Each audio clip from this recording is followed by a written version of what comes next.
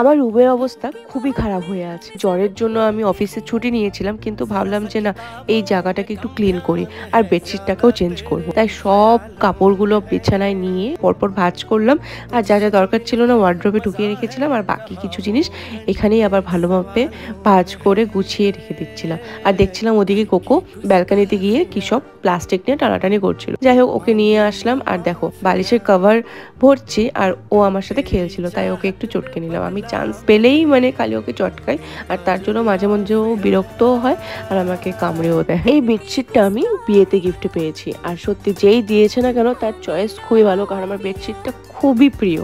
আর দেখো রুমটা কি সুন্দর ক্লিন লাগছে। এরপর আমি বসে পড়েছিলাম লাঞ্চ করতে। তো প্রথমে শাক ভাজা দিয়ে ভাত খেলাম, তারপরে ডাল দিয়ে, কাঁকরোল ভাজা দিয়ে, আর লাস্টে একটু চিকেন খেয়েছিলাম। আর এই ফটো ফ্রেমটা আমার খুব পছন্দের, এটাও আমরা অ্যানিভার্সারিতে গিফটে পেয়েছিলাম। আর ভাবছি এখন একটু ঘুম দেবো, তাই ব্লগটা এখানেই শেষ করছি। দেখা হচ্ছে পরের ভিডিওতে। Bye bye.